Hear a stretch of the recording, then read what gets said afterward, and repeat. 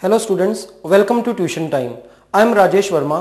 पिछली कुछ क्लासेस से हम लोग 12th की फिजिक्स को स्टडी कर रहे हैं।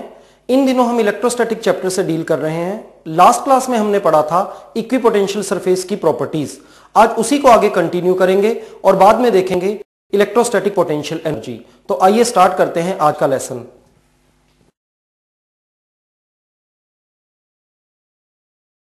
पिछली क्लास में हमने डिराइव किया था E is equal to minus dV by dr। Electrostatic field is negative gradient of potential. अगर हम दो इक्विपोटेंशियल सरफेसेस के बीच में dV की वैल्यू को कांस्टेंट मानकर चलें तो हम ये पाएंगे E is proportional to -1/dr। इसका मतलब है जैसे जैसे इलेक्ट्रोस्टैटिक फील्ड इंक्रीज होगी dr की वैल्यू डिक्रीज होगी, या उल्टा कहें तो जैसे जैसे dr इंक्रीज होगा इलेक्ट्रोस्टैटिक फील्ड की वैल्यू डिक्रीज होगी। इस रिजल्ट को डायग्राम पर कैसे शो करेंगे? This is a positive charge. ये पहला इक्विपोटेंशियल सरफेस है। हम ये मान लेते हैं यहां पोटेंशियल है 10 वोल्ट। अब इसके बाहर एक दूसरा इक्विपोटेंशियल सरफेस बनाया, इस पर पोटेंशियल है 9 वोल्ट। इन दोनों इक्विपोटेंशियल सरफेसेस में पोटेंशियल का डिफरेंस dV हमने लिया 1 वोल्ट। अब अगला इक्विपोटेंशियल सरफेस ड्रॉ करना है। 1 वोल्ट उसका पोटेंशियल कम होना चाहिए, उसका पोटेंशियल हर एक पॉइंट पर 8 वोल्ट होना चाहिए, तो उसका गैप इनसे ज्यादा इंक्रीज हो जाएगा, वो यहां पर आएगा। This is equipotential surface having potential of 8 volt. अगला फिर 1 वोल्ट का पोटेंशियल डिफरेंस रखते हुए नेक्स्ट इक्विपोटेंशियल सरफेस ड्रॉ करेंगे 7 वोल्ट। ये गैप ये dr इस dr से ज्यादा होगा। Next equipotential surface having potential of all the points equal to 6 volt, उसका ये dr इस पिछले वाले से ज्यादा होगा। ये हम देख रहे हैं dV की वैल्यू हमने कांस्टेंट रखी हुई है। सभी केसेस में चेंज ऑफ पोटेंशियल हो रहा है 1 volt. This dV is constant, it is 1 volt. अगर dV कांस्टेंट हो तो इलेक्ट्रोस्टैटिक फील्ड dr के इनवर्सली प्रोपोर्शनल होती है। जिधर कोई इलेक्ट्रोस्टैटिक फील्ड डिक्रीज होती है उस डायरेक्शन में dr इंक्रीज होता है। ये हम पहले से जानते हैं। इलेक्ट्रिक फील्ड लाइंस ऐसे ही प्रेजेंट होती हैं, इनके बीच का गैप बढ़ता जा रहा है। लाइंस के बीच का गैप बढ़ने का मतलब है लाइंस की इंटेंसिटी डिक्रीज हो रही है, इलेक्ट्रिक फील्ड डिक्रीज हो रही है। क्योंकि इलेक्ट्रिक फील्ड डिक्रीज हो रही है इसलिए dr इक्विपोटेंशियल सरफेसेस के बीच का गैप क्या करेगा? इंक्रीज होता जाएगा। नेगेटिव साइन यह भी इंडिकेट करता है कि जिस डायरेक्शन में इलेक्ट्रोस्टैटिक फील्ड इंक्रीज होगी उस डायरेक्शन में dr की वैल्यू डिक्रीज होती चली जाएगी, या उल्टा कहें तो जिधर इलेक्ट्रोस्टैटिक फील्ड डिक्रीज होगी उधर इनके बीच का गैप इंक्रीज होता चला जाएगा। अब इक्विपोटेंशियल सरफेसेस की नेक्स्ट प्रॉपर्टी होती है work done on moving any charge on an equipotential surface is 0। Equipotential surface पर अगर किसी चार्ज को एक पॉइंट से दूसरे पॉइंट तक लेकर जाएंगे तो उसमें कोई वर्क नहीं होगा। ऐसा क्यों होगा? dV इज इक्वल टू होता है dW बाय Q। तो dW होगा dV multiplied by Q। On equipotential surface potential of any point A is equal to potential of any point B। किन्हीं भी दो पॉइंट्स का पोटेंशियल इक्वल होता है। क्योंकि पोटेंशियल इक्वल है इसलिए पोटेंशियल डिफरेंस dV 0 होगा। Hence dV is equal to 0। क्योंकि dV 0 है इसलिए dW भी 0 होगा। Hence dW is also equal to 0। Equipotential surfaces की नेक्स्ट प्रॉपर्टी है, हमने डायग्राम में पहले देखी थी। Electrostatic lines, electric field lines equipotential surface के परपेंडिकुलर होती हैं। अब इसको मैथमेटिकली प्रूव करते हैं। अभी हमने प्रूव किया है कि on equipotential surface work done in moving a charge is 0। Work कितना होता है? वर्क होता है force multiplied by distance.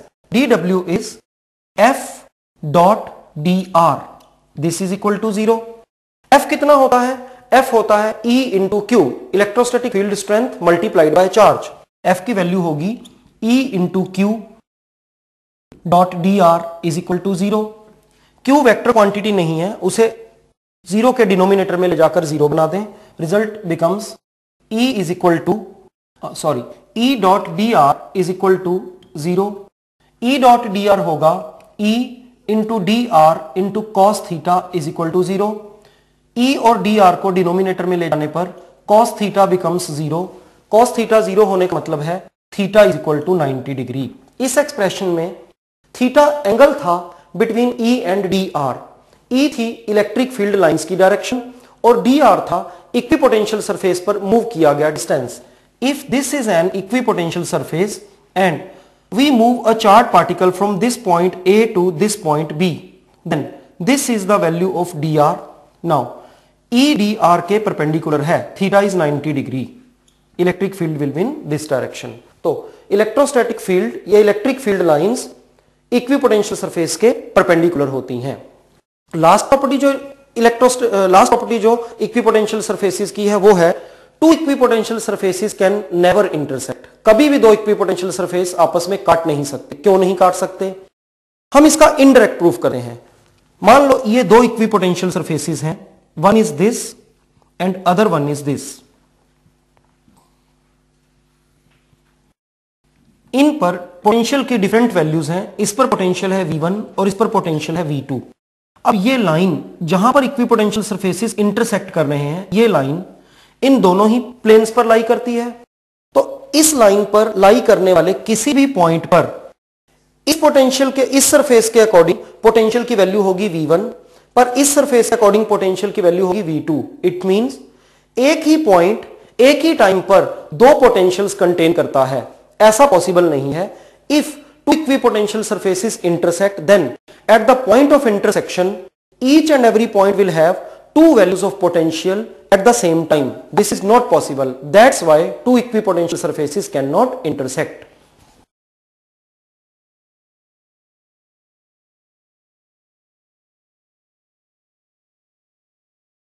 Particles from infinity to their respective locations.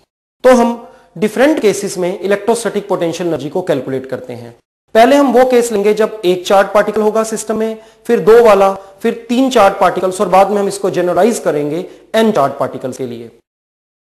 पहले हम ये याद कर लें, dV होता है dW by Q, that is potential difference between two points is the work done in bringing unit positive charge from one point two the other point.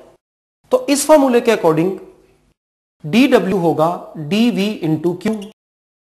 हम इस रिजल्ट को यूं याद रखेंगे, किसी चार्ज पार्टिकल को इंफिनिटी से एक पोजीशन तक लाने के लिए वर्क को कैलकुलेट करने के लिए पहले उस रिस्पेक्टिव पॉइंट का पोटेंशियल कैलकुलेट करेंगे और बाद में जिस चार्ज को ला रहे हैं उसे उसको मल्टीप्लाई करेंगे। पहले हम लेते हैं system of one charge particle, system of only one charged particle. ये चार्ज पार्टिकल यहां P पर है और हम इसकी इलेक्ट्रोस्टैटिक पोटेंशियल एनर्जी कैलकुलेट करना चाहते हैं। इस पॉइंट को हम इंफिनिटी से यहां तक लाए थे। इससे पहले यहां पर कोई चार्ज पार्टिकल प्रेजेंट नहीं था। यहां पर कोई इलेक्ट्रोस्टैटिक फील्ड एग्जिस्ट नहीं कर रही थी।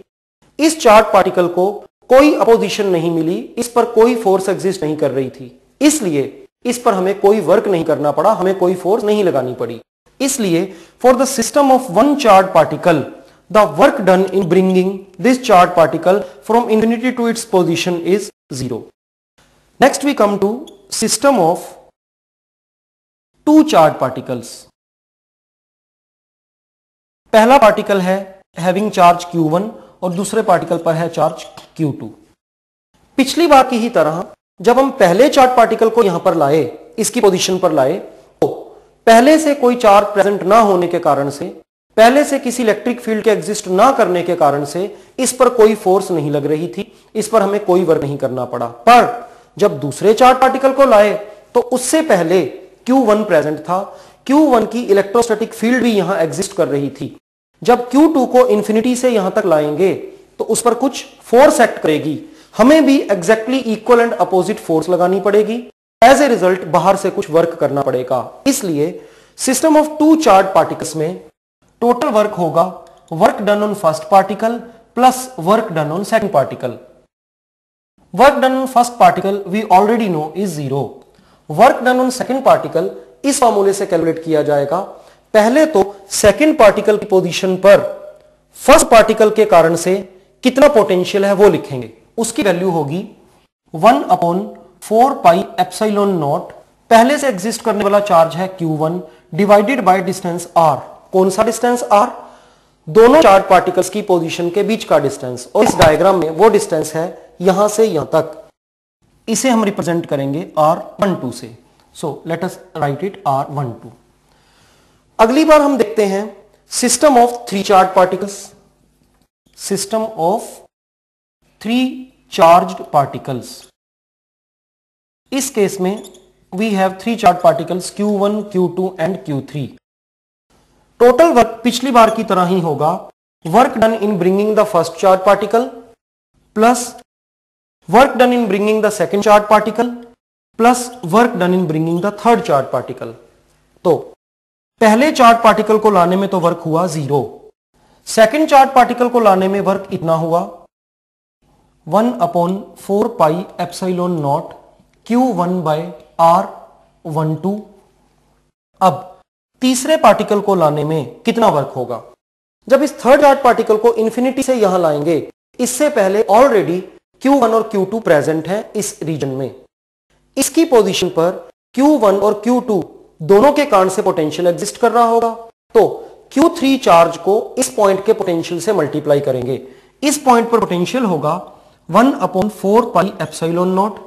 पहले तो पोटेंशियल Q1 के कारण से Q1 अपॉन इन दोनों का distance which is R13 plus इस पॉइंट पर पोटेंशियल इस चार्ज के कारण से Q2 डिवाइडेड बाय इन दोनों के बीच का डिस्टेंस दैट इज R23।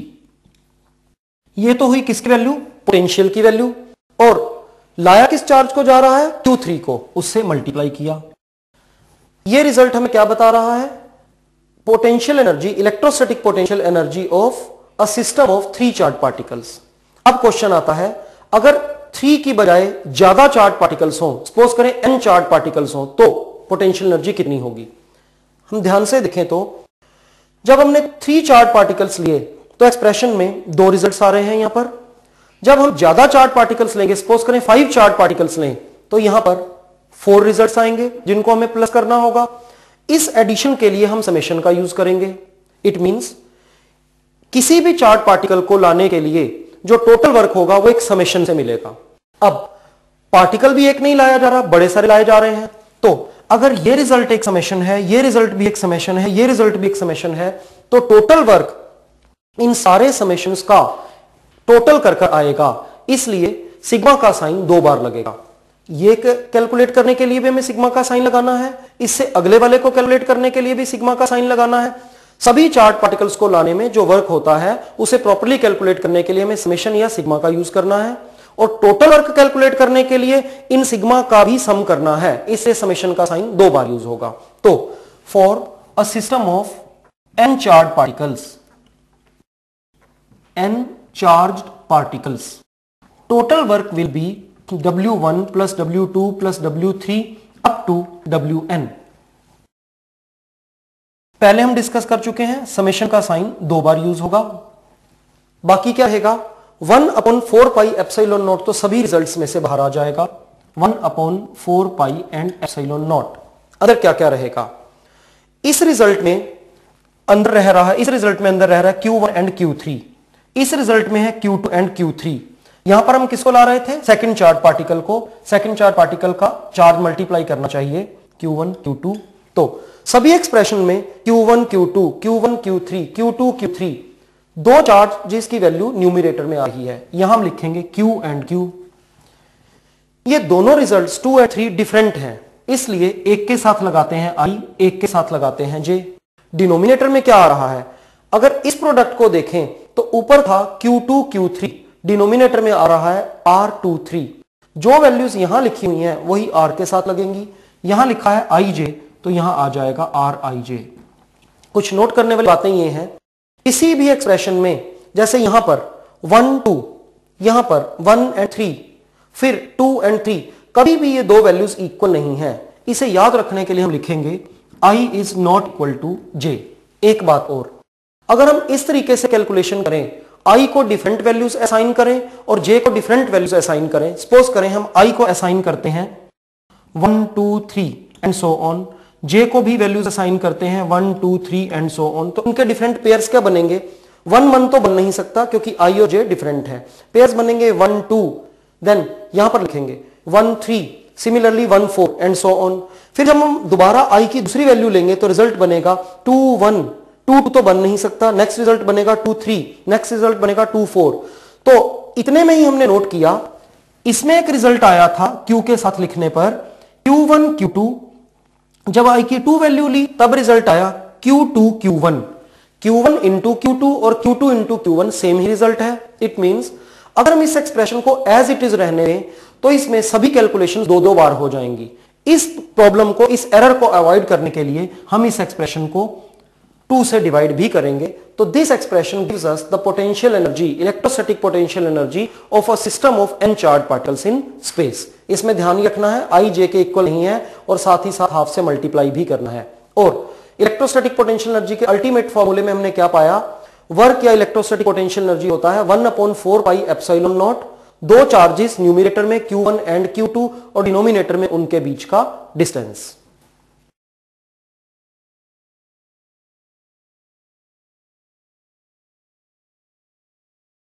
तो अब तक हमने इस चैप्टर में क्या क्या पढ़ लिया। सबसे पहले हमने कूलम लॉ की हेल्प से फोर्स को कैलकुलेट किया, फिर हमने फोर्स को 4 से डिवाइड कर कैलकुलेट किया इलेक्ट्रिक फील्ड को, उसके बाद हमने देखा इलेक्ट्रिक पोटेंशियल को, और लास्ट में अभी अभी हमने पढ़ा इलेक्ट्रोस्टैटिक पोटेंशियल एनर्जी। इन चारों के फॉर्मूले सिमिलर से ही लगते हैं, तो इनमें डिफरेंस क्या है पहले हम उसको सम अप कर लें। दो चार्ज पार्टिकल्स में जब फोर्स को कैलकुलेट करते हैं फॉर्मूला होता है 1/4 pi epsilon naught q1 q2 by r square. जब इलेक्ट्रिक फील्ड कैलकुलेट करते हैं तो एक चार्ज से डिवाइड करते हैं, इसलिए न्यूमरेटर में दो चार्जेस नहीं रहते, रह जाता है 1/4 pi epsilon not q upon r square. फिर हमने कैलकुलेट किया इलेक्ट्रिक पोटेंशियल, उसके फॉर्मूले में डिनोमिनेटर में स्क्वायर नहीं था, खाली r था। Electric potential v is 1/4 pi epsilon not q upon r। और सबसे एंड में हमने देखा इलेक्ट्रिक पोटेंशियल एनर्जी, उसको नॉर्मली u से रिप्रेजेंट करते हैं 1/4 पाई एप्सिलॉन नॉट, और भी हमने देखा था दो चार्जेस आएंगे q1 q2 अपॉन r। तो इन चारों फॉर्मूलों में हमें कंफ्यूज नहीं होना, हमें ध्यान रखना है कहां पर दो बार q आ रहा है और कहां पर r आ रहा है, किसके डिनोमिनेटर में r स्क्वायर आ रहा है। एक और बात, कई बार न्यूमेरिकल्स में हमें पूछा जाता है there are two charge particles and their charges are given, वो किसी पर्टिकुलर डिस्टेंस पर पड़े हुए हैं, अब हम उनको कुछ पास लाना चाहते हैं, इसमें हमें कितना वर्क करना पड़ेगा। तो इसके लिए हम सीधी सी इलेक्ट्रिक पोटेंशियल एनर्जी की कंसेप्ट ही यूज करेंगे। हम पहले जब वो फर्स्ट डिस्टेंस पर है, इनिशियल डिस्टेंस पर, तब उनकी इलेक्ट्रिक पोटेंशियल एनर्जी निकाल लेंगे। फिर जब उनका दूसरा डिस्टेंस दिया गया होगा कम वाला, या किसी केसेस में ज्यादा वाला भी हो सकता है, दोबारा से इलेक्ट्रिक पोटेंशियल एनर्जी निकालेंगे और फाइनल एनर्जी में से इनिशियल एनर्जी को माइनस कर देंगे। As a result we will get the change in potential energy, change in electric potential energy, और यही पोटेंशियल एनर्जी क्या होगी, हमें जो उस पर वर्क करना पड़ेगा। नेक्स्ट एक इंपॉर्टेंट कंसेप्ट हम पढ़ने जा रहे हैं, वो है कैपेसिटेंस की। What is a capacitor, what is it's capacitance. देखें, जब भी हम कोई कंडक्टर लेकर इस पर कुछ चार्ज रखते हैं तो चार्ज इस कंडक्टर पर स्प्रेड कर जाता है। जैसे जैसे चार्ज इस पर हम बढ़ाएंगे इसका पोटेंशियल भी इंक्रीज होता जाएगा।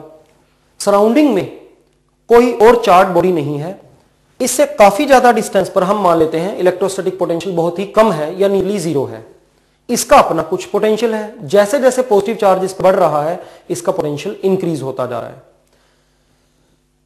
चार्ज हमेशा, पॉजिटिव चार्ज खासकर, हाई पोटेंशियल से लो पोटेंशियल की तरफ को जाता है, इसलिए इस पर जो चार्ज है वो यहां से लीक कर कर इससे दूर जाना शुरू कर देगा। मान लो हम काफी तेजी से इस पर और चार्ज प्लेस करते जाएं तो इसका पोटेंशियल बढ़ता जाएगा। जैसे जैसे इसका पोटेंशियल बढ़ेगा सराउंडिंग से इसका पोटेंशियल डिफरेंस भी इंक्रीज होगा, और पोटेंशियल डिफरेंस पर ही डिपेंड करता है चार्ज के लीक होने का रेट। सो जैसे जैसे किसी कंडक्टर पर चार्ज बढ़ाएंगे उस कंडक्टर का पोटेंशियल बढ़ जाएगा, सराउंडिंग के साथ उसका पोटेंशियल डिफरेंस बढ़ जाएगा, और वहां से लीक होने वाले चार्ज का रेट भी बढ़ जाएगा। अल्टीमेटली एक सिचुएशन ऐसी आ सकती है कि हम जितना चार्ज उसके ऊपर रखें पर यूनिट टाइम में, उतने ही टाइम में उससे उतना ही चार्ज लीक कर जाए। कंक्लूड हम ये करते हैं, एक कंडक्टर पर एक लिमिट से ज्यादा चार्ज स्टोर नहीं किया जा सकता। तो किसी कंडक्टर पर कितना चार्ज स्टोर किया जा सकता है यह डिपेंड करता है उसका अपना पोटेंशियल कितना है, सराउंडिंग का पोटेंशियल कितना है, और सराउंडिंग में कौन सा मटेरियल है। शॉर्ट में हम ये कह सकते हैं जैसे जैसे चार्ज रखा जाता है पोटेंशियल इंक्रीज होता जाएगा। सो potential of a conductor is proportional to its charge. Q is equal to some constant C into V. In this expression, C is called capacitance of this conductor. C is capacitance. तो capacitance क्या हुआ? C becomes Q by V. Capacitance is charge per unit potential. Charge की unit होती है coulomb और potential की unit होती है वोल्ट. सो कैपेसिटेंस की यूनिट हो जाएगी कूलम्ब पर वोल्ट, और इसी को 1 कूलम्ब पर वोल्ट को हम कहते हैं 1 फैरेड. तो capacitance of a conductor is said to be 1 farad if by increasing a charge by 1 coulomb on it, its potential increases by 1 volt, or by decreasing the charge on it by 1 coulomb, its potential also decreases by 1 volt. इस फॉर्मूले को use कर हम different cases के capacitance को calculate करेंगे. सबसे पहले एक बड़ा सिंपल सा केस लेते हैं. We have a sphere, we have a hollow metallic sphere of radius r. हम मान लेते हैं हमने इस पर चार्ज प्लेस किया Q. Q चार्ज इस पर बराबर स्प्रेड हो जाएगा और इस पर सरफेस चार्ज डेंसिटी आ जाएगी सिग्मा.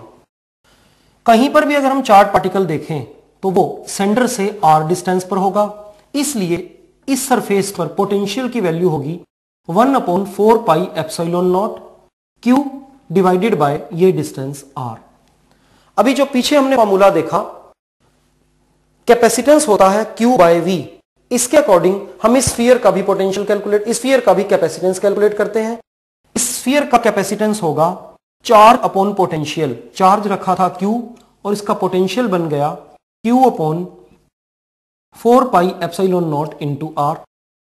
Q से Q कैंसिल हो गया, ये क्वांटिटी न्यूमरेटर में चली गई. C ultimately becomes 1/4 pi epsilon not into R. तो ये सिंपल से फॉर्मूले से हम किसी स्फेरिकल कंडक्टर का कैपेसिटेंस कैलकुलेट कर सकते हैं. ये भी हम जानते हैं कि 1/4 पाई एप्सिलॉन नॉट होता है 9 इंटू 10 टू द पावर 9. तो 4 पाई एप्सिलॉन नॉट कितना होगा? ये होगा 1/9 इंटू 10 टू द पावर 9.